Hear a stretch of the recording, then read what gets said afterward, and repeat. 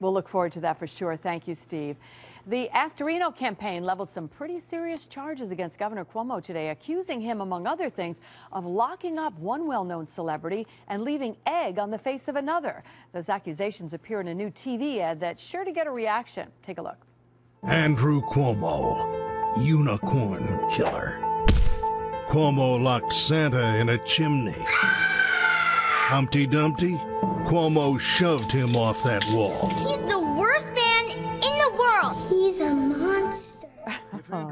That memorable and humorous ad is called Unicorn Killer, and the Astorino campaign says the point is to challenge the governor to stop the smear ads and to encourage him to debate the issues. And here to talk more about this, our political analyst, the state political columnist for the New York Post, Fred Dicker, joining us from Albany. And Fred, that is one of those ads that you think people will remember and enjoy watching. Is it effective?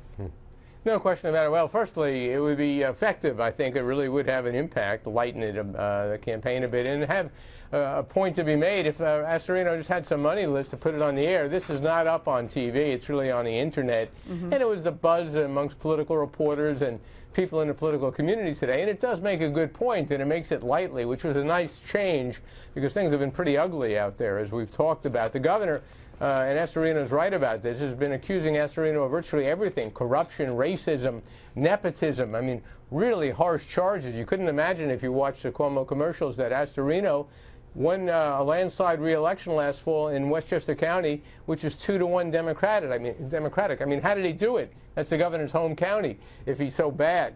I think Astorino was making a second point, and that is he wants to debate the governor.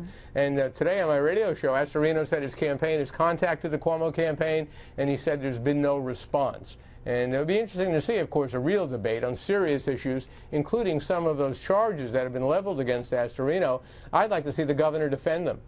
Yeah, and obviously a spot like this that, as you say, if it could get some wide play, might really help the Astorino campaign. I mean, this really highlights one of his biggest problems, other than the fact that he still has an identity crisis, is the whole idea that he has no money.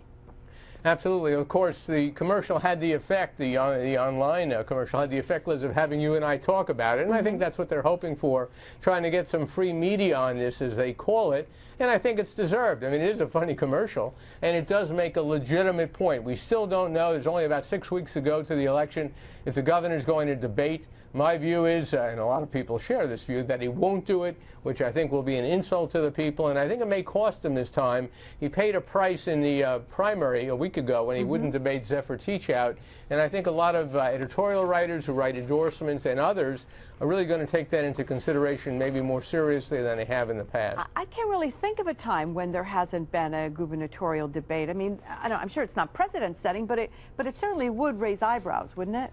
Definitely, more than in the past. George Pataki used this as a technique, as did Mario Cuomo, that is refusing to debate your opponents so you don't raise the opponent's profile. I mean, that's pretty slimy, but that's what they do. But there's more at stake here now. There's the Moreland scandal. We want answers from the governor on what happened with that Moreland Commission. Why isn't there action on hydrofracking in the southern tier? What has he done to these state agencies that they can't say what they think about it? And now with the Tappan Zee Bridge situation, it would be nice to know how much the tolls are going to be down there. Millions of people would like to know. The governor won't answer that either. So I think there's a real second reason here. The governor won't debate or doesn't want debates. He doesn't want to answer a lot of questions. Just going to say, those are probably all good reasons why there won't be a debate, but thank Sadly. you, Fred. Yeah.